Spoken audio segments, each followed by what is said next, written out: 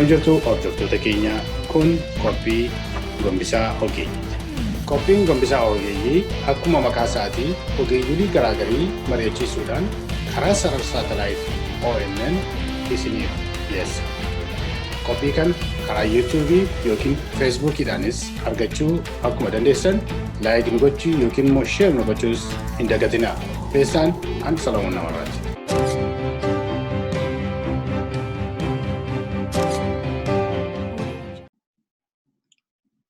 Akkam jirtu daawwattoota keenya kun Qophii Gombisaa Ogeeyyiiti. Ani Salamoon Namarraati. Har'a keessummaa addaa nama waaqayyo tokkoon qabadee dhiyaatee jira. Isinis akkasiin duukaa taatanii nu hordoftan abdii guddaan qaba. Namni kun Dr. Gammachiis Bubbaa, Luba Dr. Gammachiis Bubbaa jedhamu. Luba Dr. Gammachiis Bubbaa namni wallaaltan baay'een keessanii hin jirtanii keessaayyuu warri karaa waldaa kiristaanaatiin baay'ee beekamaadha. Akkasumas immoo haala Oromoo irratti rakkoo Oromoon keessa darbe keessatti karaa Oromootiin dubbachuudhaaf lafa barsiisa sagalee waaqayyoo barsiisutti illee waa'ee Oromoo utuu lafa kaa'in akka inni barsiisaa ture hundumti keenya ragaa guddaadha. Lafa isa dhaggeeffannee waa'een Oromoo afaan isaa dhibetti hin jiru. Sabii keenya dhiyeenya kanallee yeroo buqqa'ee Somaalee keessa rakkataa ture akka inni itti argamee gargaarsa garaagarii gochaa ture karaa miidiyaatiin ilaalaa akkasiin turtan abdii guddaan qaba. Beektu jedheetti isin amana. Kanaafi obboleessa koo wajjin waa'ee saba keenyaa kanaa dubbii sagalee waaqayyoo keessatti hirkannee maal gochuun akka nurra jiru waliin mari'annaa jenneetu ol geenye jirra. Duukaa hordofan isin jedha. Bakka nagaan dhufte Dr. Gammachiis. Baay'een si galateeffadhaa Salamoon. Anis bara dheeraadhaaf hojii hojjetaa turte nan beeka.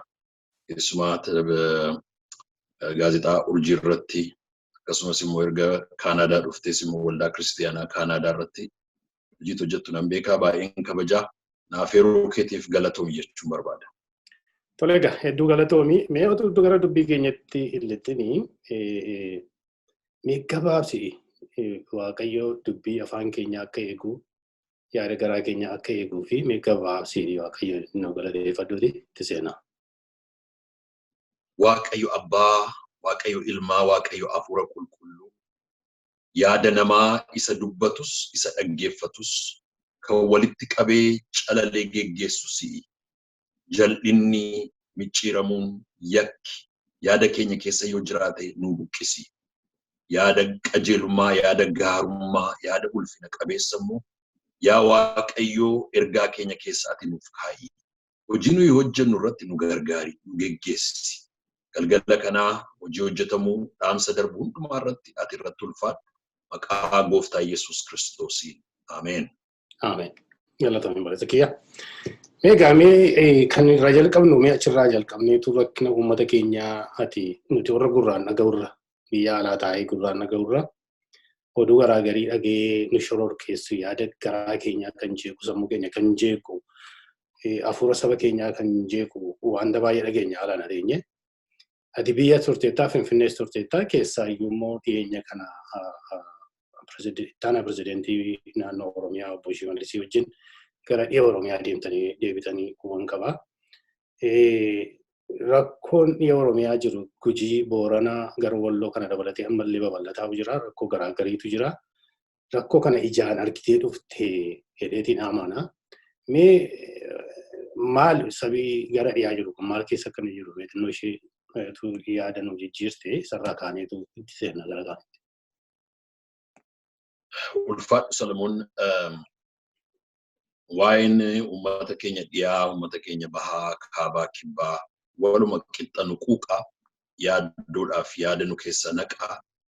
Kanaaf waa'ee saba keenyaa iyyaanna. Uummanni keenyaa, biyyi keenyaa imala keessa, ce'umsa keessa, wal'aansoo keessa darbaa jira. Kanaaf haala kana keessatti Waaqayyo saba keenya milkeessee biyyi keenyas milkaa'ee dhaloonni kunis milkaa'ee arguudha barbaanna. Isa kanaaf Waaqayyoon kadhanna. Kanaaf ji'oottan muraasa duraa waa'een biyya keenya baay'ee garaa kottis ulfaate guyyaa 21 fi labsii somaaf sagadaaf kadhannaa addunyaa irratti labseen uummata hedduu miliyoonotaan lakkaa'amu wajjin televezyiinii immoo irrattis akkasumas immoo televezyiinii evaanjelikaan irrattis Waaqayyoon kadhataatu jirru. Egaa waa'een kunis dhaga'amee akka kana nutti dhaga'amee kadhachuu keenyas warri beekanii mee dhaqiitii ilaali lafa sana irrattis waaqayyoon kadhadhu. Waan argitus immoo waan gochuun nurra jirus immoo nutti himi kan jedhuuni akka inni dhaquun gaafatamu kanarraan ka'een dhaqeera. Kanaaf imalli koo sun yeroo dhaqee intarneetiin hin turre, telefoonni hin turre, Finfinnee ergan ga'ee hojii koo xumuree yeroon as deebi'uudhaaf ka'uun gaafatame. Koronaan addunyaa kana weeraree ture. Erga carraan kun dhufee egaa riskii kana fudhatee deemuu manarra jira jedheen ofiitti murteesse. Haadha warraa kootti illee hin himne. Achirratti yeroo baay'ee dhiifama ishee gaafadheera. Telefoona koo iddoo telefoonni hin jirre, intarneetiin hin jirre, kominikeeshiniin hin jirre dhaqee calluma jedhee. Maaliif waaqayyoon kadhataa ture amma kana ergan socho'e booddee yeroo balballi banamu dhiisee deebi'uun irra jiru riskii fudhatee dhaqee. Kanaaf akka intarneetiin banamu, akka telefoonni banamu waannaa baay'een godhaa ture. Isaafan dhaqee yeroon dhaqee uummata keenya waan lama keessattan argee inni tokko gaddaaf, boo'ichaaf, madaaf, dhukkuba gadi fagootu itti dhageessisa. Isa keessa jira. Inni lammaffaan immoo abdii, mul'ata, kaayyoo, cicha, cimaan keessatti arge. Kun lamaan uummata keenya keessatti dhaabatee jira. Rakkinni hammamaa baay'atu iyyuu malee uummata abdii kutate, uummata kufe, uummata of gate otoo hin taane rakkina abidda yaaddoo keessa dhaabatee uummata abdii ilaalu, uummata kaayyoo isaatti cichu, uummata waaqayyoon kadhatu, uummata waaqayyoon amanu, uummata waaqayyoon abdatu, uummata of fuulduratti ifa ilaalaa adeemu. Akkasumas immoo karaa siyaasaas, karaa misoomaas, karaa dinagdees, karaa barnootaas, karaa fayyaas immoo mannaagu carraaqu misoomuudhaaf guddachuudhaafis immoo warraaqu uummata akkasiin ijaan argee dhufe. Kanaaf baalaans wal godhaa miirri jiruu fi qorqalbiin uummatichaa haalli fi naannoon inni keessa jiraatu kana fakkaataan arge. Talaga abdii isaa waaquma irratti gatee jira. Waaqayyoon kadhataa diraamee keessa iyyuu innaa jiraate kan jedhu yaadi kee. Mee yeroo darbe yeroo hojii ergamootaa 6-7 barsiistu keessatti yeroo waa'ee Istifaanos kaastu namoonni immoo yeroo isaan irratti gunguman argita jire. Isarratti kaastee sabni kuni gaaffiinsaa sirriisa ta'uu dhiisu gaaffii qaba. Gaaffii kanaaf immoo deebii argachuun deebii barbaaduun dirqama akka ta'e lafa keessee dabartee keessumaa gara liidarshiipitti yeroo dhufachaadha. Mee yeroo teessee ilaaltu gaaffiin sabi kun qabaatee rakkinni irra gahu karaa hundumaatiin ana mootummaadhaa yookiin warra kaan jechuutu hin taane mootummaa biraas haa ta'u gaaffii ni qabaatachaadha. Karaa biraatis gaaffii ni qabaata sabi kun. Mee rakkoo dhumti uummata keenyaa, gaaffiin uummata keenyaa, bu'uurumti rakkoo saba keenyaa maal jettee yaadda?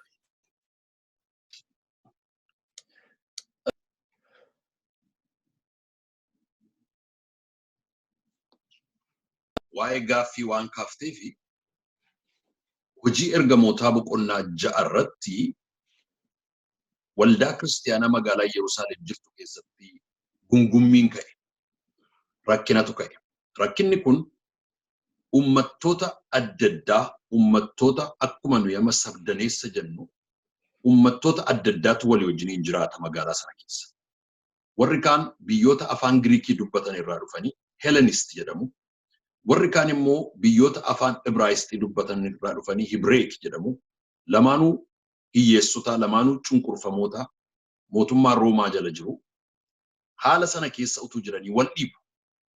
Resource management dhagaa kan isaaniin walitti naqe. Qabeenyatu jira, nyaatatu jira, qamadiitu jira, zayitiitu jira, uffatatu jira, qabeenyatu jira.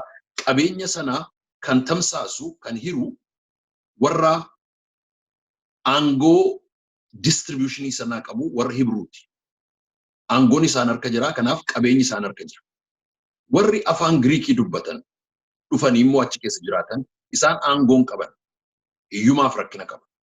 Kanaaf yeroo ta'an uummattoonni afaan Giriikii dubbatanii fi uummanni afaan Ibraayistii dubbatan kun rakkinni keenya wal qixxee, mirgi keenya wal qixxee, iddoon keenya wal qixxee, haalli keenya wal qixxeedha.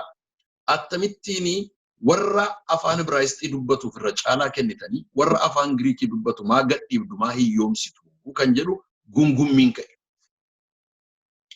Amma gaa gungummiin kun bifa sadii qabaa haaluma uummata keenyaa wajjinis wal bira yoo qabne. Inni tokko gungummiidhaa fi gaaffii haqaati.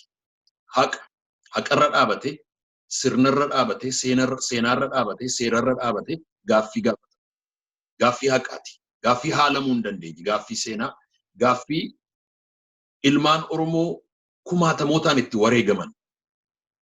Gaaffii abbaa biyyummaa yoo jette, gaaffii mirga namummaa, mirga lammummaa yoo jette, gaaffii afaanii yoo jette, gaaffii aadaa yoo jette, gaaffii hiree siyaasaa yoo jette, gaaffii hiree dinagdee yoo jette, tarreessuu dandeessa. Iddoo ani itti miidhameera jedhu. Gaaffii kana kaasee bocee sirna bara Xaaliyaaniitii kaasee. Oromoon wal ijaareenuma gaafata. Bara Xaaliyaanii illee konfedereeshinii iyyuu gaafateera. Achi darbee immoo bara Haayile Sillaasee gaafateera. Gaaffii lafaa gaafateera. Gaaffii aangoo gaafateera.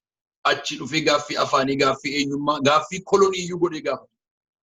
Kanaaf gaaffii isaa gaggaafachaa uummata gaaffii qabu. Waggoottan 27 kana keessattis gaaffii qabatu. Gaaffii isaa kana garaa sangee, gaaffii haqaati. Gaaffii kanaatiif immoo ilmaan Oromoo beektonni gurguddoonni fi xixiqqoon hedduutu itti dhume. Hamma lubbuu isaatti kennutti gaafateera jechuun gaaffiin kun gaaffii qoosaa miti, gaaffii taphaa miti jechuudha. Gaaffii seenaati, gaaffii sirnaati, gaaffii haqaati, gaaffii mirgaati, gaaffii heeraati, gaaffii eenyummaati, gaaffii lammummaati. Gaaffiin kun framed ta'ee akka gaariitti artikuleeted ta'ee lafa taa'eera. Macaafa qulqulluu sana keessatti kan nuyi arginu gaaffii haqaa sana.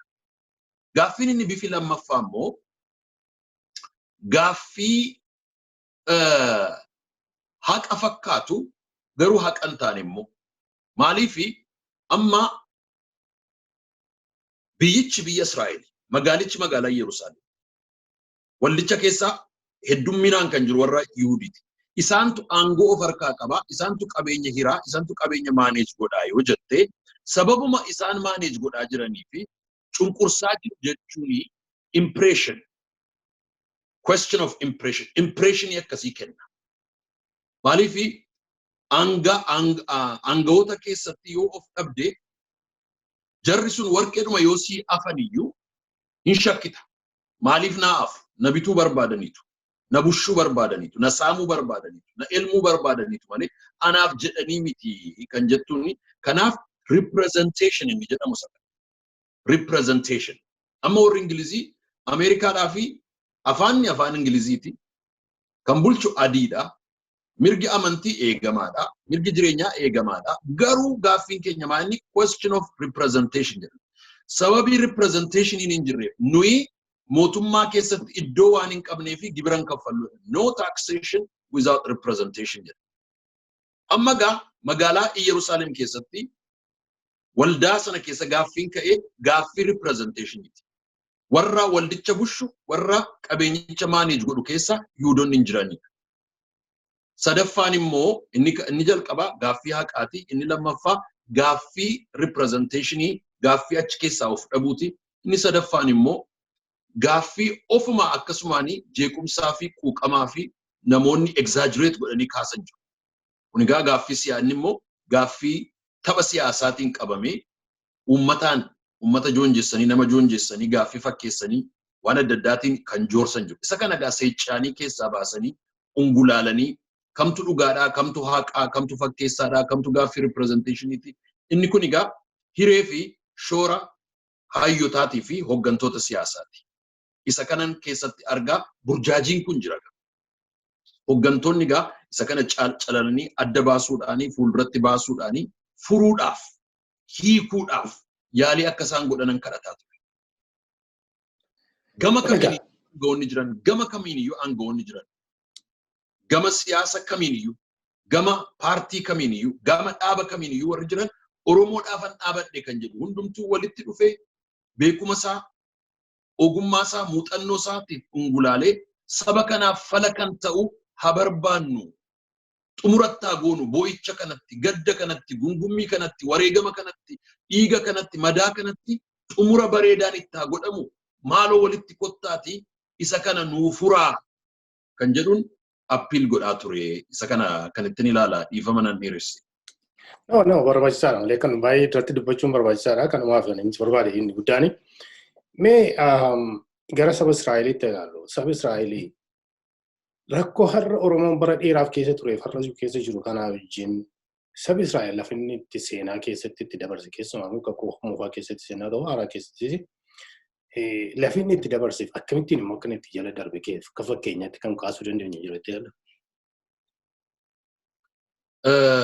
Sirriidha. Sabni Israa'el saba seenaa nama dinqu qabudha. Seenaan isaa immoo dhokataa miti. Dokumented ta'ee fuuldura keenyatti kan barreeffame addunyaan guutuunis qoratee ilaaledha. Sabni sun bu'aa ba'ii baay'ee keessa darbeera.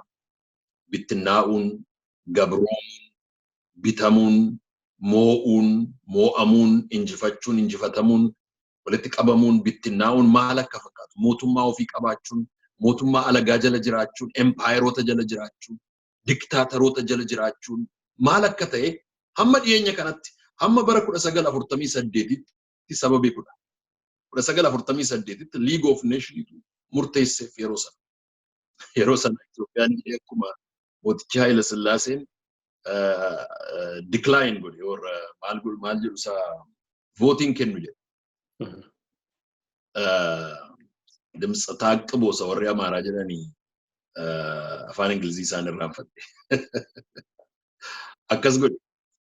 Innaa hamma 1948tti ummata bu'aa ba'ii baay'ee keessa darbe. Inni guddaan kan inni irraanfanne the meta narrative isaanii keessatti narrative history isaanii isa guddaa keessatti kan isaan yaadatan yeroo hundumaa seenaa gabrummaa biyya Misri waggaa 400 nama 72 ta'anii galanii gara maatii 600,000 almost 2 million ta'anii ba'an waggaa 400tti baay'atanii lafa qonnaa guddaa badhaadhummaa guddaa sooruma guddaa beekuma guddaa horatanii sana booddee far'oon itti hinaafeetu sabni guddaan kuni booddee nu dhaalaa yoo weeraramne illee diina keenya wajjin hiriiree nutti duulaa nu saamuu danda'a nu balleessuu danda'a jedheetu shira hiree shira xaxee ummata guddaa kana gabroomsee gabrummaa guddaatti akka inni gadi buuse ilaalla. Waggaa 400 ummanni gabroome actually waggaa 360 duwwaa ta'uu danda'a. Waggaa 40 hoggana waaqayyo isaa kenne kabajuu dhiisuudhaan waggaan 40tti dabalama. Hogganni waaqayyo isaaf kenne Museetu. Musee bobaadhuma far'oon jalatti guddise waaqayyo. Manuma far'oon keessatti. Manuma gabroonfata, manuma cunqursaa, manuma abbaa irree keessatti dhossee guddise. Foolii isaanii, yaada isaanii, akeeka isaanii, kallattii isaaniitti yaadan beeka Musee. Shira isaanii, aadaa isaanii, afaan isaanii, siyaasa isaanii akka gaariitti beeka Musee. Nama akkasii waaqayyo isaanii qopheesse. Musee bobaa far'oon jalatti afaan isaanii, nyaata isaanii, aadaa isaanii, sirna isaanii, siyaasa isaanii nama beeku. Militariidhaan, saayikolojiidhaan, filoosofiidhaan, poolitiksiidhaan, ikoonomiksiidhaan nama beeku.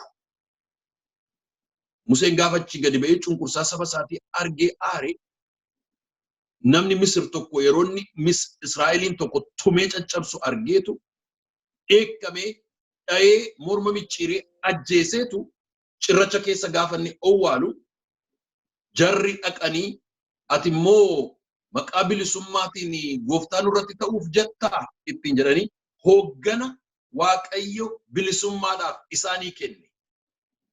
Dhaqanii hamatanii diinatti manii Museen biyya onaa biyya baqaa keessa namni hooggantummaa biyyaatiif qopheeffame tikee ta'ee waggaa 40 biyya miidiyaan keessa jiraate.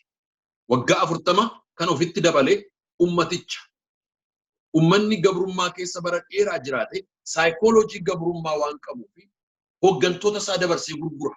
Beektota isaa hamata. Eebba waaqayyo isaaf kenne fudhachuun carraa waaqayyo isaaf kennetti waa'ee ba'uun beeku. Maaliif kuni the psychology of the oppressed jedhamu. Warri Latin America.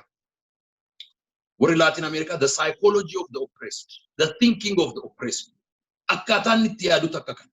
Akka inni ofitti hirkannoo hin qabaanne. Akka inni self confidence hin qabaanne. godhaniitu sammuusaa dhiqu waan ta'eef isa kana the psychology of the oppressed irraan kan ka'e silaa kan waggaa 360 keessatti illee bilisummaa ba'u waggaa 400 amanni guutu kan godhe the psychology of the oppressed eewu kannaaf yaadu eewu kannaaf warraaqu eewu kannaaf dubbatu eewu kannaaf hojjetu jedhee qulqulleessi addaa waan hin beekneef waan xinnoodhaaf gurguddoota isaa maagadoo godhee dabarsee kennaa jechuudha. Isa kana seenaa Israa'el keessaa waan baay'ee barachuu dandeenya Solomoon. Baay'ee gaarii. Amma Musee kaasee Museenii nama Waaqayyo kaa'ee saba Israa'eliif kaasee jechaadha. Leadership keessatti akkaataan itti socho'aa ture wangeela keessatti ilaalleerra. Amalli nama Waaqayyo sabaaf kaasee tokko akka leadershipiitti. Amalli isaan qaba. Sabni tokko dhuguma namni kun anaaf dhaabbate jedhee fudhachuudhaaf leaderii tokko.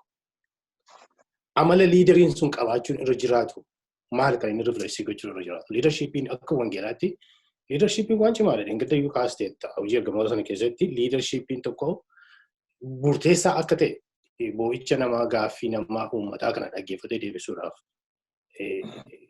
kaastee turte. Mee amala akkamii qabaachuu qaba namni Waaqayyoo tokko namni saba tokko geggeessu.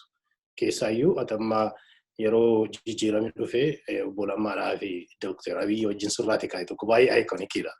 Namoonni yeroo baay'ee yeroo salaalan illee namooti biyya bulchuuf dhufan kun namoota Waaqayyooti. Dr. Gammachiisitti argamuunsaa dubbii sagalee Waaqayyooti. Jarri kun akka isaan geggeeffaman godha jedhee abdii guddaa wangeela keessa waldaan keenya illee kadhachaa turte jechuudha.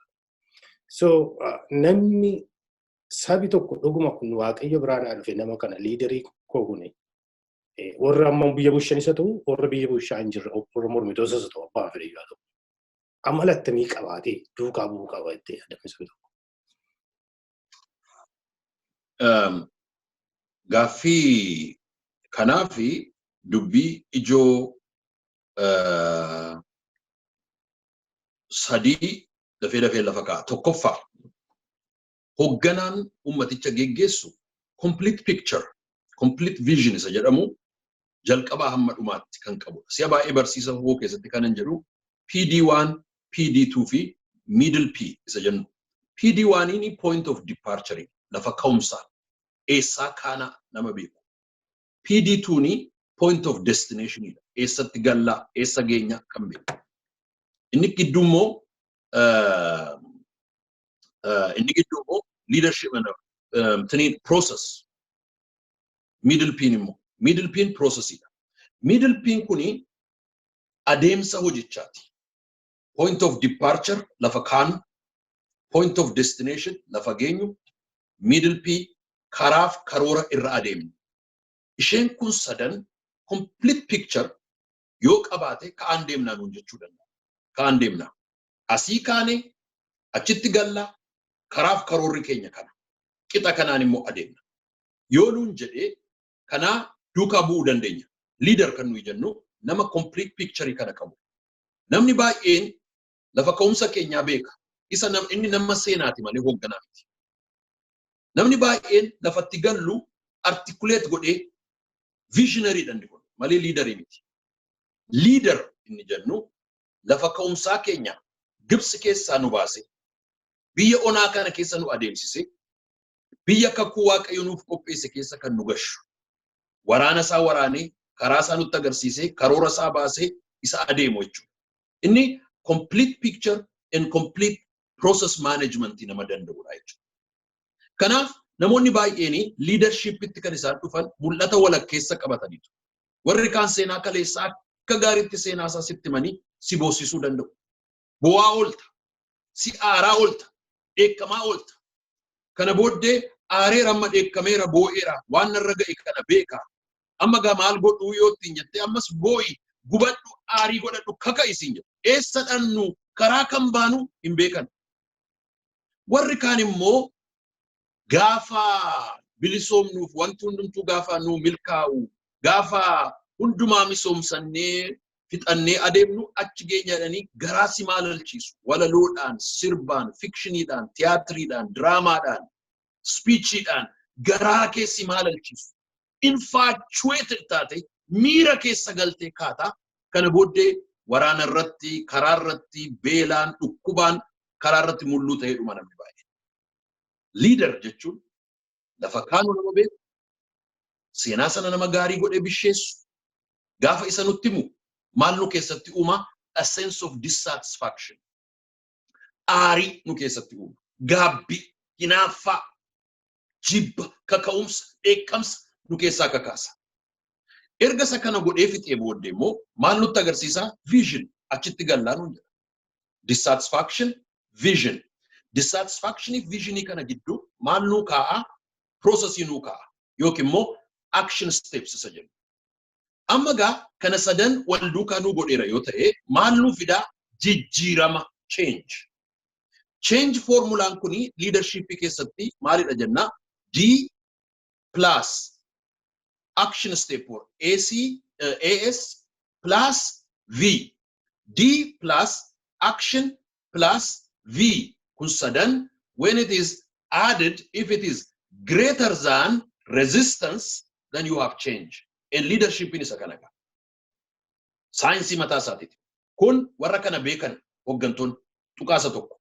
Tuqaan isheen lammaffaa immoo hogganaa jechuuni nama garaa bal'aa, gatiitti bal'aadhaa fi gogaa furdaa qabu. Arrabsoo nama danda'u, jibba nama danda'u, godaannisa nama danda'u. Obsa Waaqayyo Museedhaaf kenne saba Israa'eliin baachuun ulfaataadha. Sabni sun ulfaataadha. Sabni cunqurfamaan ulfaataadha. Saba cunqurfamaa geggeessu. Warri gurraachaa yeroo biyya Ameerikaa kana keessatti shillimaata fudhatanii, warri muuvii hojjetan, ispoortii hojjetan, shillimaata isa adii irraa fudhatan caalaa shillimaata isa gurraacha irraa fudhatan dinqifatu. Gurraachi gurraacha hin badhaasu. Gurraachi gurraacha hin jechu. Gurraachi gurraacha ol hin qabu. Maaliif? The psychology of the oppressed. Obsuu fi itisuu ummata miidhamaadha. Miirri isaa, sammuun isaa, qalbiin isaa, yaadi isaa, hafuurri isaa gaccacabaadha, miidhamaadha. Hamma deebi'ee ijaarame eenyummaa isaatiin boonee kan koo ana ofi eenyummaa kootti amma boonutti obsuu fi sirra jira saba kanaa. Hogganni guddaan nama saba isaatiif obsu. Inni dhumaa hogganni guddaan nama yeroo hundumaa ishee kanan dubbadhee fixa.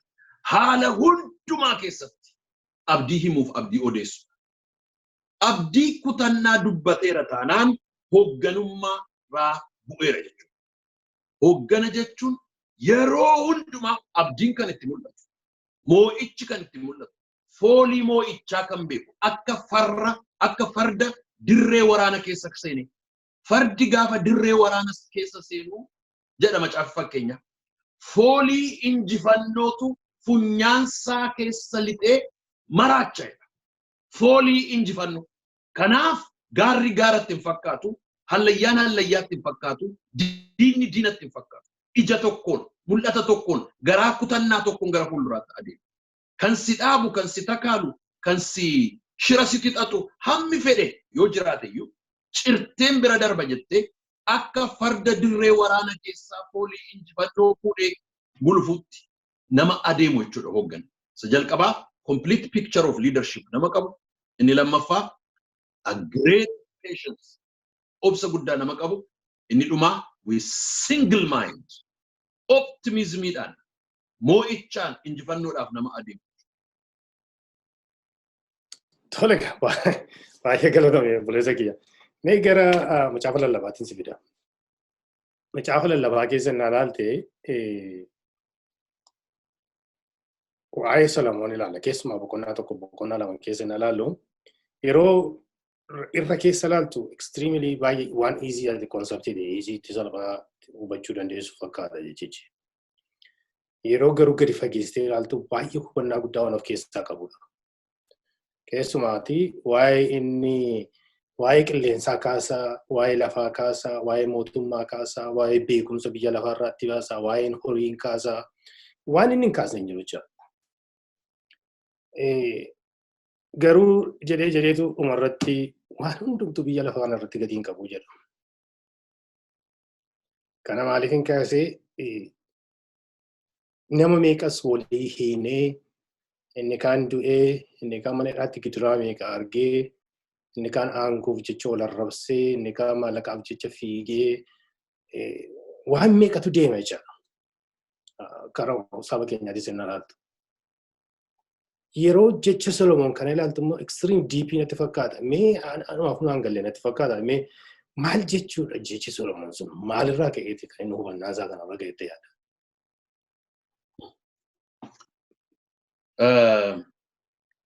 Lallabaa wangeelaa obboleessa koo ani baay'ee jaalladhu Luba Caalaatu dur dirree waraanaa keessa ture, dirree waraana dargii keessa ture. Waraanni dargiin afasaadhuma guuree dirree waraanaatti ergaa. Kanaaf dhidheessatti leenjifamee ni jedhe. Waraana adda Tigraay yeroo sana dargiif TPLF-tu wal lolaa. Waraana Tigraay waraana dargii keessa seenanii asii ol duula sana keessa hin jira. Gaafa dhannoo jedhe waaqarraa Air Force'n abidda roobsa, lafarraa Midirxooriin abidda roobsa, achi wayyaaneen taankii isaatiin abidda roobsa, gaaraaf allayyaan kun hin boba'a, ilmoon namaa akkuma margaa haamamaa jedhe lafa kana. Kana booddee shufeerri inni atoobisiidhaan waraana kana guuree adeemu ani immoo biran taa'e. Way እግዚአብሔር ወይ እግዚአብሔር ጀዴቱ ማል ጀዴ ወይ እግዚአብሔር በጣም ያሳዝናል። ትርጉሟ ለማይታወቅ ዓለም የሰው ልጅ ይጨራረሳል ጀዴ። ትርጉሟ ለማይታወቅ ዓለም የሰው ልጅ ይጨራረሳል። አዱኛን ኩን ilmoon namaa maaliif irratti akka margaa wal haama? Mana hidhaatti maaliif wal guura? Jettee yoo ilaalte yeroo wal guuru sana isaan galu. Wal guuru sana fixee innis dabaree isaa immoo gaafa guuramutti ka'uu isaa gala. Hin gaabbagaa inna deebi'e. Kanaafi dubbii Waaqayyoo keessaa Solomoon mootiidha. Mootii qabeenyaaf beekumaan daangaa hin qabne. Kanaaf maal jedhaa? Kunun jiru gatiin qabu. Qabeenyaan kan amma isaa ga'u hin jiru. Warqeedhaanii, birriidhaanii, waan hundumaatiin kan amma isaa tuullate hin jiru. Kana hundumaa keessa ga'eetu kun hundumtu gatiin qabudha. Gatiin qabu. Meaningless. Meaningless. Vanity. Futile jedha afaan Ingiliffaa. Vanity. Hiikan qabu qabeenyi kun hundumtuudha. Kanaafi namoonni macaafa sana hiikanii Solomoon macaafa lallabaa yeroo hiikanii namni suni namni macaafa kana barreessee pessimistii nama abdii kutatee nama abdii hin qabne no. Namni macaafa sana barreesse nama hiikaa jireenyaatii fi hiikaa jireenyaa argachuudhaaf qabsaa'uuf mannaa godha. What is the meaning of life? What is the purpose of life? Nama jedhee mannaa guuf qabsaa'udha. Kanaaf jireenya isaa keessatti nama hiikaadhaaf jiraatu. Living for meaning. Jireenyi koo hiikaa akka qabaatuuf. Amma Afrikaa yoo fudhattee baay'een isaa kan inni qabsaa'u nyaatee buluudhaaf. Ameerikaa fi Awurooppaa keessaa waa'ee nyaatee buluu gaaffii isaa miti. Waa'ee nyaatee buluu baay'ee bar tokko gaddee boo'ee waa'ee namoota Somaaliirraa buqqaanii beela'uu isaanii dheebochuu isaanii gaddee mana koo keessatti yeroo boo'u ijoollee kootiif galuu dide. Maal attamitti beelaa namni? Kanaaf isa tokkoof qabsoon har'a waan nyaatee buludha. Isa kan biraatiif immoo qabsoon waan nyaatee bulu, waan uffatu, waan ittiin wal'aanamu, waan ittiin adeemu, waan ittiin balali'u hundumaa fiixee qabsoonsaa hiikaa jireenyaa argachuu. Jireenyatu hiikatti dhabe. Maanni gaama hiikaan jireenya kooti? Addunyaa kanarraa Ameerikaa keessaa namni waggaatti yoo xinnaate walakkaa 50,000 of ajjeesa. WHO yoo fudhattee ilaalte World Health Organization waggaatti almost qarqara nama miliyoona tokkootti of ajjeesa. Maaliif of ajjeesa kun? Close to 1 million. Koronaan inni balbala nu cufsiise, addunyaa cufsiise, nama 400,000 hin ajjeefne.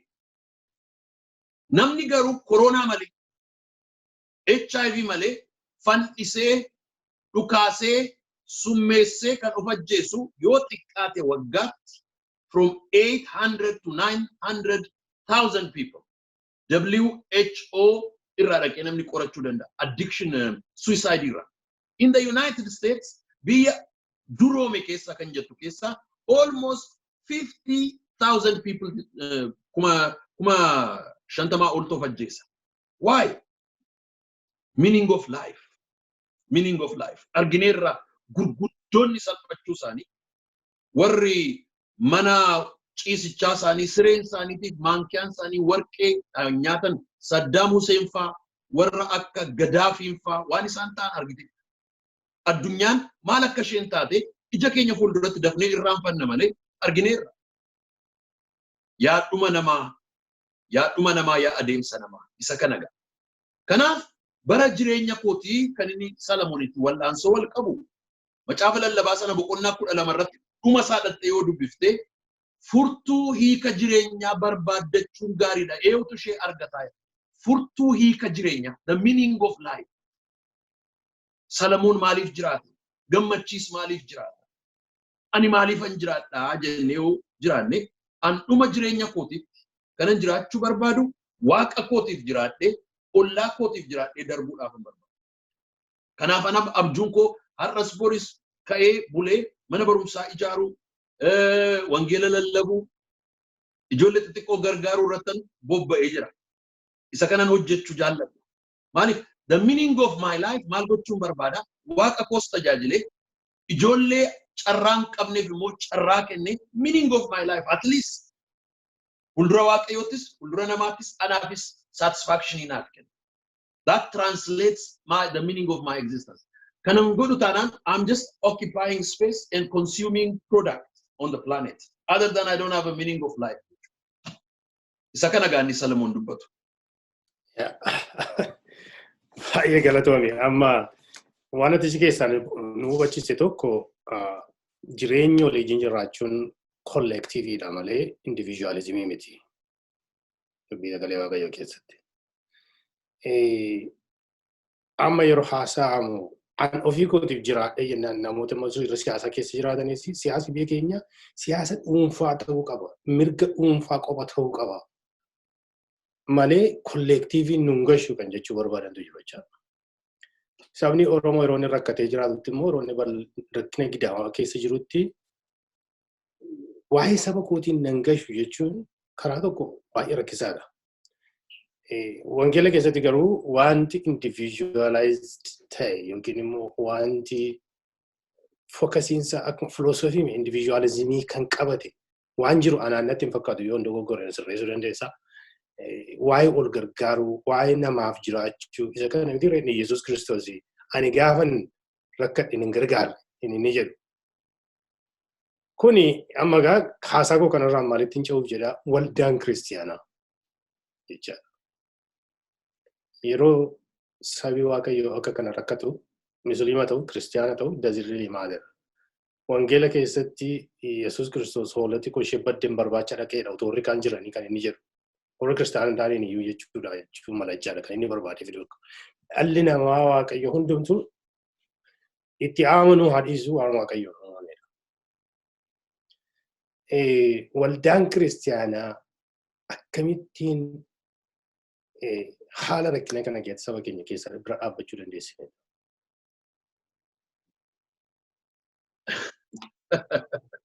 Baay'ee kan sini waldaan kiristiyaanaa carraa'uun qabdu saba keenya wajjin dhaabbachuurraan kan hafe carraa kan biraayyuu qabdu. Waldaan kiristiyaanaa fakkeenyaaf gara lixaas yoo fudhattee gara kibbaas booranas kanas hojii kanas yoo fudhattee amma immoo guutummaadhuma shawaa kana keessas yoo fudhattee arsii baalee kana keessas iddoo baay'eetti yoo fudhattee waldaan kiristiyaanaa hojii gurguddaa hojjetaa jirti.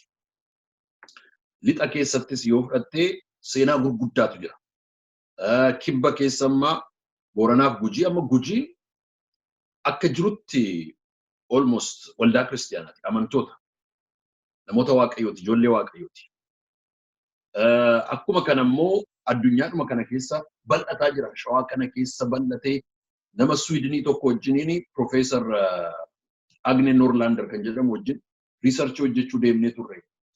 Shawaa lixaa kana keessaa Amboo kaafnee amma Ijaajjii keessa baanee hamma Kafaaraachotti hamma Kafaatti achi gadi ba'utti. Waanuma addaa ta'ee jira. Waan addaa uummata keenya keessaa Waaqayyoo wangeela isaa abidda qabsiisee seenaa addaa hojjeteera. Irraan gadee amma Shaambuu keessa kanaa of fudhattee ilaaltee godammoo silaa'u seenaan isaa kanuma. Waldaan kiristaanaa hojii gurguddaa hojjetteetti. Waldaan kiristaanaa hojii gurguddaa hojjetteetti.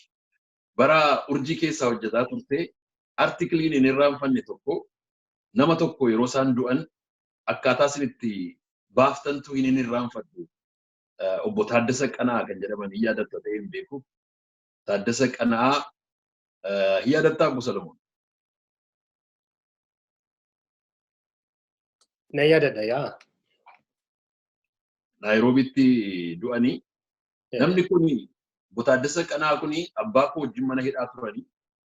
Abbaa koo akkasumas immoo Luba Tasfaa Dinagdee fa'aa yeroo sana immoo bodaanyee baay'isaan fa'aa Finfinnee turanii. Garuu yeroo isaan mana hidhaa turan sana achitti wajjin mana hidhaa turanii Obbo Taaddasa Qanaa. Maal jettanii baaftan isini? Taaddasa Qanaa የኦሮሞ ህዝብ ባለውለታ አረፉ።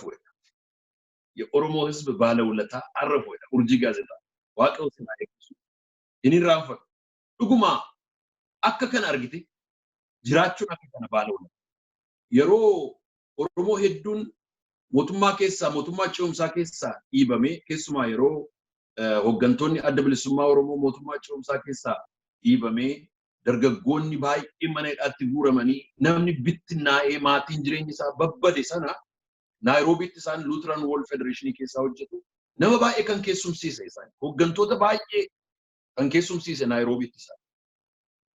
Isin immoo gaafa Finfinneetti haftanii hojii xinnoo hojjetaa turtanii yeroo sana gaa isaan dhukkubsatanii yeroo isaan achitti du'an የኦሮሞ ህዝብ ባለውለታ አረፉ። Isaan nama waldaa kiristaanaatu guddise. Waldaa kiristaanaa keessaa hojjetaa turanii. Bakkoo irshaa mirmirii sana kan dhaabe waldaa kiristaanaati. Isaan achi keessaa hojjetaa turanii. Daanyee baay'isaa fa'aa utuu mana hidhaan dhaqee nama Oromoodhaaf gidiraa meeqa arge.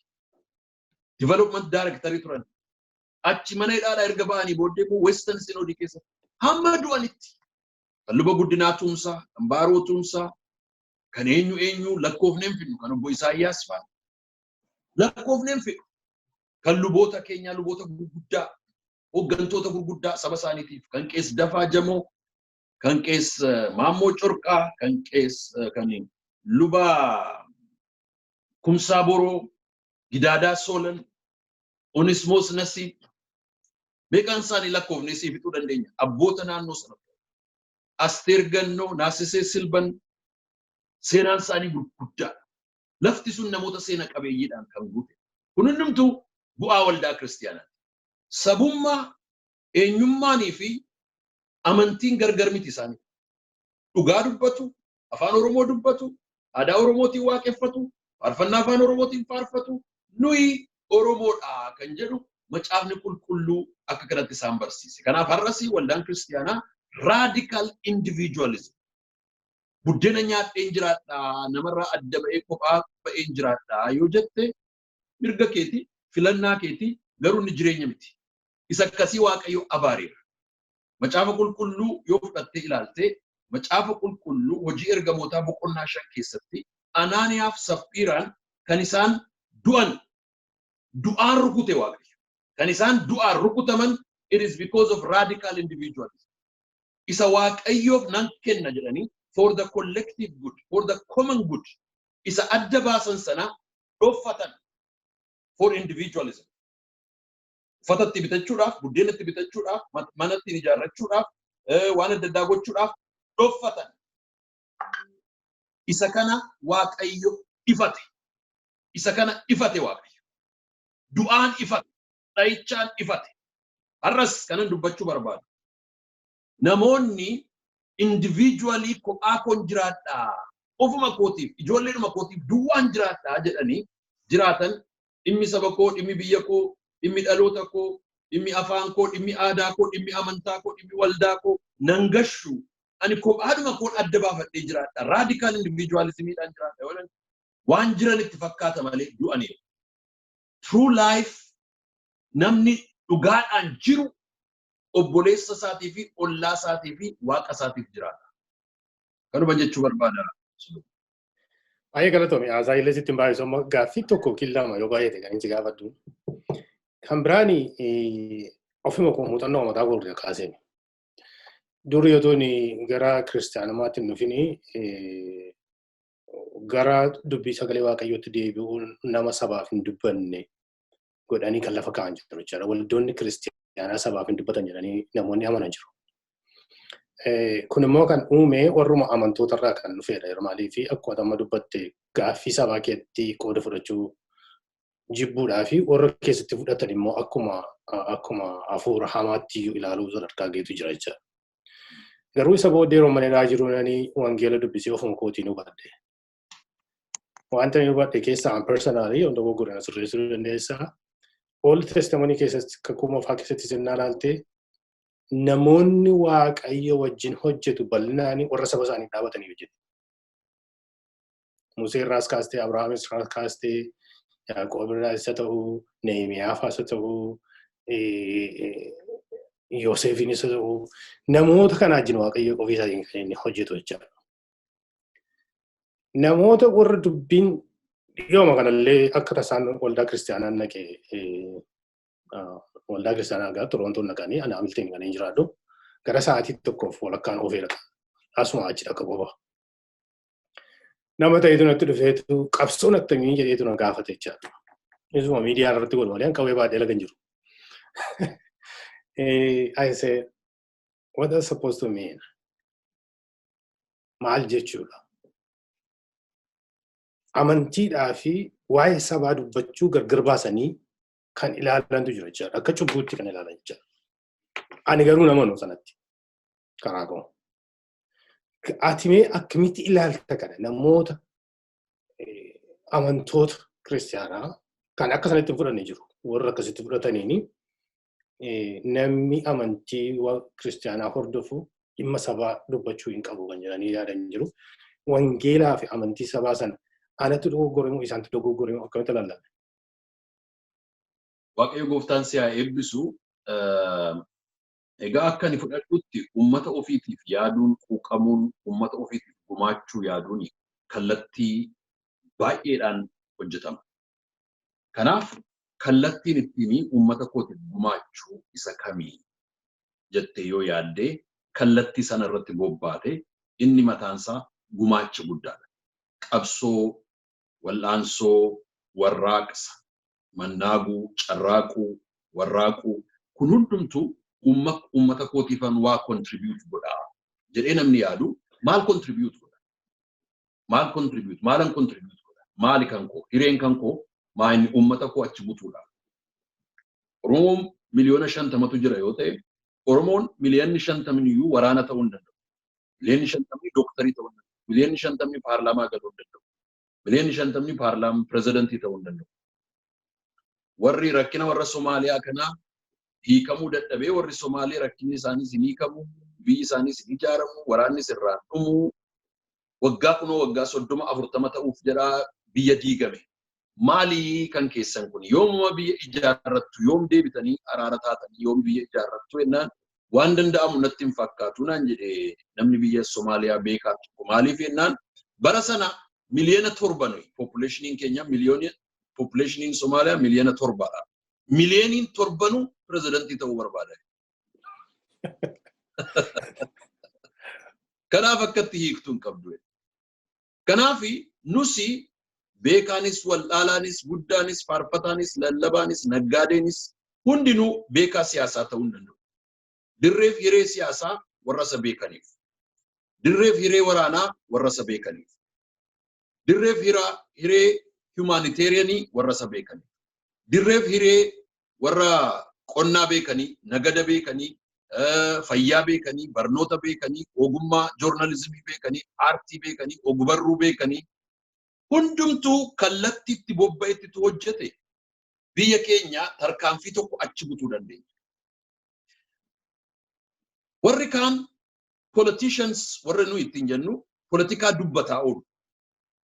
Warri kaan immoo politikaa sana dhaggeeffataa qeeqaa oolu. Isaan immoo they are aspiring politicians. Kanaaf qabsoon maal ta'e haasaa fi wal'aansoo alatti Oromoo ceesisuu hin ta'in internally between professional politicians and aspiring politicians. Warri professional politicians ini hojii isaanii ta'e. Ittiin buddeen nyaatu, ittiin gargaarsa sassaabbatu, ittiin waan adda addaa hojjetu, ittiin qeequu, ittiin gamaaggamu, waan adda addaa maqaa moggaafatanii, miidiyaa baafatanii dubbataa oolu. Inni kaan immoo isa dhaggeeffatee, isa dhugee, isaan wal hiree, isaan wal qoodee, walitti duulaa oola. Kanaaf rakkinni keenya maal keessa nu jalaa galee between professional politicians and aspiring politicians. Kana gidduutti gaa nu jalaa takkaalamee hafe. Inni kun ituu qilleensitti galee, hundumtuu kallattii hojiitti galee. Amma ekspertoonni qonnaa irratti, ekspertoonni fayyaa irratti, ekspertoonni injineeringii karaa irratti, ekspertoonni elektirikii, teknoolojii, barnoota, ogbarruu, fayyaa, joornaalizimii, ani kan koo maalinni? Ana kan koo yoo na gaafatte, ani murteeffadheera. Wangeela Gooftaa Yesuus Kiristoos lallaba. Ummata kootii fi eebbaa bu'aadhaa jedhee waan namanuuf. Abbaan jaallate qeeqee, arrabsee, kun mankaraareessaadhaa, finxaaleeyyiidhaa, waldhaalaadhaa, jooraadhaa, bajoojaadhaa, pheenxeedhaa, waan fedhe haa jedhu.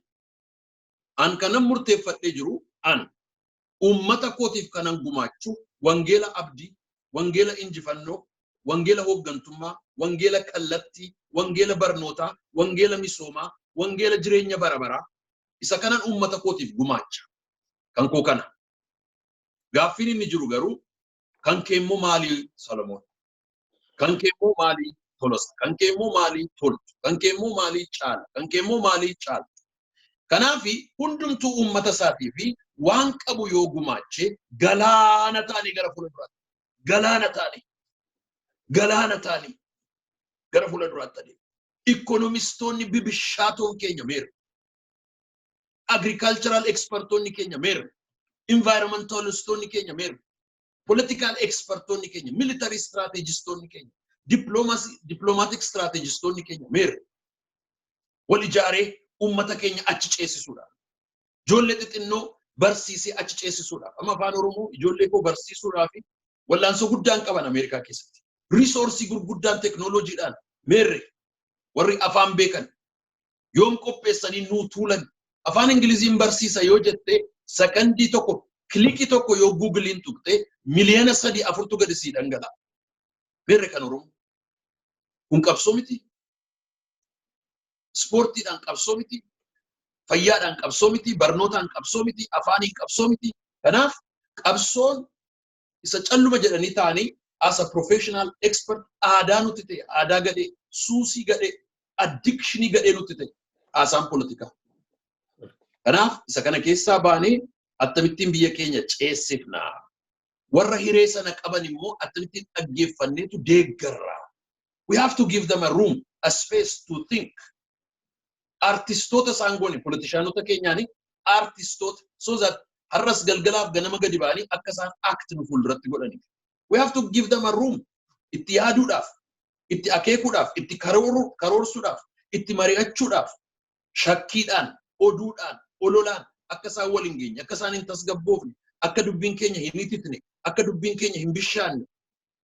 Because the entire media, the entire psyche, the entire conversation is occupied by professional politicians and aspiring politicians, between professional politicians and beginning politicians.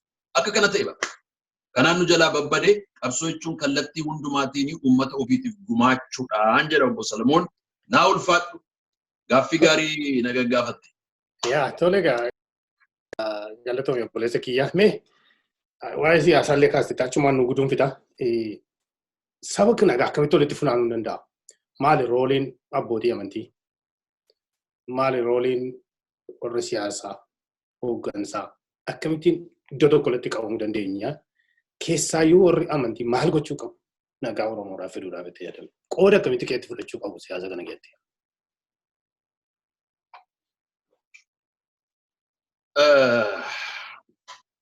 argitee haalaaf yeroo baay'ee complicated keessa galle dhufne. Baay'ee haala complicated and complex kana keessa galle. Amma gaa kan nu gargaaru unity comes from a collective vision, not from a collective identity. One identity tokkoo fi afaan tokkoo fi eenyummaa tokko qabaanneef tokko ta'uu hin dandeenyu. Kan tokko nu godhu maullata tokko qabaachuu. What is our collective vision? Oromoon jaarraa 16ffaa keessaa uummata xiqqoo ta'ee madda walaabuurra yeroo ture collective vision isaa maalinni daangaa bal'ifatee of baay'isuudha. That was a collective vision of the Oromo yoo fudhattee ilaalte. Kanaaf maal godhee sirna gadaa ijaarratee governance systemii uummate. Governance systemii yeroo uummatu uummata xiqqoo ture gosa gosaanis wal ijaaruudhaaf. Ati itu, ati hubbanna, ati macca, ati tuulama, ati sikko, ati mando, ati borana, ati guji. Ofiin jedheetu qaama hundumaan of ijaaree diversity isaa obbolummaa isaatii fi unity isaatiif diversity isaa ijaarratee kanaafi of keessatti identity politics erga settle godhee booddee governance politics immoo gadaa uummate. Gadaa uummachuudhaaf immoo population classification uummateetu ati dabballe, ati gaamme, ati kuusaa, ati raabadoori, ati gada, ati yuuba, ati gadamoojji, ati jaarsa jedheetu immoo waggaa 8 classify godhee uummata ijaare.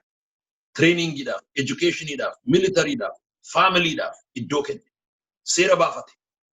Kana booddee raayyaadhaan gar tokkoon bahe. Maccaan gar tokkoon dhaqi. Ituudhaan gar tokkoon dhaqi. Hubbannaan gara tokkoon dhaqi. Sikkoof mandoon gar tokkoon dhaqi. Arfan qalloon gar tokkoon dhaqi. Gujiif boranaan gar tokkoon dhaqi. Maanni viizhinii isaa? Viizhinii isaa uummanni kun uummata bal'achaa jiru. Qilleensa gaarii, bishaan gaarii, lafa gaarii, dheeda gaarii, marga gaarii nu barbaachisa. Nuyi uummata horatee buluudha. Elmatee dhuguudha. Qalatee nyaatuudha. Kanaaf in terms of sa'aan gaafaan kan amma keenya gahu Afrikaa irraa tokkoffaadha Oromiyaa. Sa'aan qabeenya sa'aa looniitiin guluffii fardaatiin Afrikaa irraa tokkoffaadha. Waraana fardaatiif eeboodhaan Afrikaa irraa tokkoffaadha. Maanni viizhiniin sana collective viizhiniin Oromoo maal ture? Expanding, territorial expansion, settlement, economic development and diversified democratic governance. Collective vision. That was brilliant. That was brilliant. Successfully ture. Akka gaariitti. Qarqara Tigraay dhaqi jira. Qarqara Gondar dhaqi jira. Qarqara Keenyaa dhaqi jira. Hamma Mombaasaatti. Somaaliyaa dhaqi jira. From Sudan to Somalia, from Kenya to Eritrea. Settle godhee taa'e. Amma gaa ummanni kun visionii isaa erga akkas ta'e booddee extreme expansion in kuni qaawwaa baay'eetti uumeetu centralized strategic movement waan dhabee fi qaawwaa adda addaatiin itti galanii meeshaa ollaatiin fi strategy adda addaatiin the strongest yoo cabsine malee hin dandeenyuudhaan warri Awurooppaa the strongest in the horn of Africa Oromoo ture the strongest cabsuudhaa fi the weakest in power godhaniitu ittiin nu cabsan. Isa booddee erga kaane booddee collective national vision isa jedhu irratti utuu waliin galin rakkataa jirra. Inni kaan kanas rakkisa, inni kaan achi harkisa, inni kaan as harkisa, inni kaan achi nu harkisa. Gatteenye inspiring collective vision integrated with Ethiopia, integrated with the Horn of Africa, integrated with the larger Africa, integrated with the world. Isa jedhu lafa kaannee calalannee qopheeffannee akka duriitti boqoo ol qabatee ana isa jedhu isa gaccabaa miti. Not the psychology of the oppressed, the psychology of the victor, the psychology of the mo'a. Psychology mo'aatiin yoo yaadne ummata guddaa, ummata kabajamaa, ummata biyya qabu, ummata lafa qabu, ummata afaan qabu, ummata eenyummaa qabu, ummata namummaa qabu, ummata mul'ata qabu, ummata hoggana qabu, ummata ollaa qabu, ummata qabeenya qabu. Hundumaa caalaa immoo uummata waaqa qabu. Taanee yommuu achi as baanu addunyaanis nu dhaggeeffate nus addunyaa dhaggeeffanne give and take jedhanii deebinee ijaaramuu dandeenya. Eewu kana nu gargaara Riyaa Salamuun. Ammayyuu politikaan keenya it is a struggle, internal struggle between full-time professional politicians and between part-time aspiring politicians, voluntary politicians. Kana gidduudhaan mallamaamaja learners politics keessa tu daakkarru wal fixa, tu wal cabsinu, tu wal takaallu, tu wal xalafnu rakkataa jira. Kana keessatti bitaaf mirga keenya wallaallee rakkataa jira. Kanaaf Waaqayyoon kadhataa jirra. Kanaaf hooggantoota keenya kadhataa jirra. Kanaaf isaaniifis kadhataa jirra. Walitti dhiibaa, walitti suphaa jirra. Abdiin kutannu jenne. Haalli amma jiru it's precarious. It is very, very complex. Haala kana keessatti waan hundumtu nuu galeera, nuu hin galle. Waan hundumasaa beekna, hin beeku. Abdiin kutannaa garuu hin kutannu. Duumessa keessaa ni bokkaa roobsu. Haala kompleksii nuyi amma jirru keessaa qabbana nuu roobsa. Karaa nutti agarsiisa. Xiyyaara inni duumessa keessa balaliisu. Waaqni keenya kana caalaa eenyummaa keenyaa fi egeree keenya nuu guddisa. Waaqayyo walitti nu qabaa. Egaa hooggantoota sana eewutu beektota sana eessaa dhufuu yoo naan jette fakkeenya tokko sii kennee fixa. Leaders are like eagles. Leaders are like eagles. Joobirri yeroo dhufu hin argitu. Yeroo manni qilleensa kana raasee qilleensa irra dambalee once kophaa deema. Hin dhufa. Carraadhaan argita. Itti gommadda, itti boonta. Biyyi hamma United States ga'u mallattoon biyyummaa isaatii eagle-dha. Joobira. Ittiin the massive golden eagle jedheetutti. Why? It is a picture of leadership. Takkaa dhufa. Waaqayyootu fida. Yerootu dhufa. Waan tokko hin shakkin. Abdiis hin kutatin. Waaqayyo haara burjaajaa kana keessaa waan akka Musee biqisha. Waan akka Iyyaasuu biqisha. Waan akka Daawit biqisha. Kan boquu keenya ol qabu. Kan mul'ata keenya nuuf fidu. Uummattoonni keenya bara madda walaabuu viishinii guddaadhaan ka'anii fardaan gulufanii bitaaf mirgatti bal'atanii Oromiyaa bareedduurra nu jiraachisan. Jaarraa 21ffaa immoo isa ittaanutti ceesisuu hin dadhabnu. Waaqayyos nu gargaara. Abdiis hin kutannu. Kanaaf itti jirra. Kanaaf fuula wangeela lallabnaa. Kanaaf Waaqayyotti amannaa. Kanaaf uummata keenya jajjabeessina. Waaqayyo si haa eebbisu Salamuun. Ameen. Buleessa koo mee achumaanii dubbii bareedaa ittiin xumurte kanaanii mee saba rakkate kanaaf gabaabsii Waaqayyo okkoonis immoo garuma isheetti harkisteedhanii waldaa kiristaana Oromootis immoo achumaanii. Achumaan nu galateeffadha achumaan xumurra. Waaqayyo Abbaa, Waaqayyo Ilmaa, Waaqayyo Hafuura Qulqulluu, daangaaf dhorkaan iggitii fi wal'aansoon tokkollee kan sin dhaabne, kan rakkate kan gargaartu, kan wal'aale kan barsiistu, kan kufe kan kaastu. Yeroo kana maqaa Yesuus Kiristoosiin ati saba keenya nuu gargaari. Dhaloota kana nuu gargaari. Yaa Waaqayyo kallattii nutti agarsiisi. Mul'ata guddaa, mul'ata mo'aa, mul'ata bal'aa, mul'ata injifannoo, mul'ata tokkummaa ati nuuf kenni. Mul'ata fayyinaa, mul'ata jajjabinaa ati nuuf kenni. Wallaalummaa keessaa, doofummaa keessaa nu baasi. Kufaatii keessaa nu baasi. Abdii kutannaa keessaa nu baasi. Wangeelli nutti kennite kun wangeela du'aa ka'uuti. Wanti nu jalaa du'e, mul'anni nu jalaa du'e, abdiin nu jalaa du'e, amantiin nu jalaa du'e, maqaa keetiin nuuf haa ka'u. Irree keetiin nuuf haa socho'u. Yaa Waaqayyo ati nu dammaqsi nu geggeessi. Si jaallannaa, sitti gammannaa, si amanannaa, gadi siif jenna. Maqaa Yesuus Kiristoosiin ulfinaan nu baasi, ulfinaan nu gashi. Yaa Waaqayyo galgala kanaanaaf Salamoon haasaa goone keessatti hubni ati ittiin gammanne yoo jiraate haa badu. Wanta ati sitti tole yoo jiraate immoo gurraaf garaa saba keenyaa keessa nuuf haa. Waldaa Kiristaanaa warra Wangeelaa Torontoos ati gargaari. Kaanaadaa keessa warra jiran waldoota keenya hundumaatti jajjabeessi. Salamooniif maatii isaati eebbisi. Boleessa koo Nuureef Naadiyaa nu gargaaran kanas ati eebbisi. Gargaari. Waan hundumaatiin nu wajjiniin ta'i. Maqaa Waaqayyo Abbaa, kan Ilmaa, kan Hafuura Qulqulluu sadan Waaqayyo tokko. Ameen. Ameen. Dagalatoomii siinis waaqayyoo dabalee kana caalaa siyaa eebbisu obboleessa koo eebbifamiin jedha. Egaa daawwattoota keenya waan nuyi turanii fi galata guddaa qabdu maqaa obboleessa kootiinis Dr. Gammachuu akkasumas Luba Dr. Gammachuu baga nagaan dhuftee gooftaan dabalee siyaa eebbisuun jedha. Akkasiin hubannaa guddaa irraa argattan abdii guddaan qaba. Ammaaf dubbii keenya asumaan gooballa.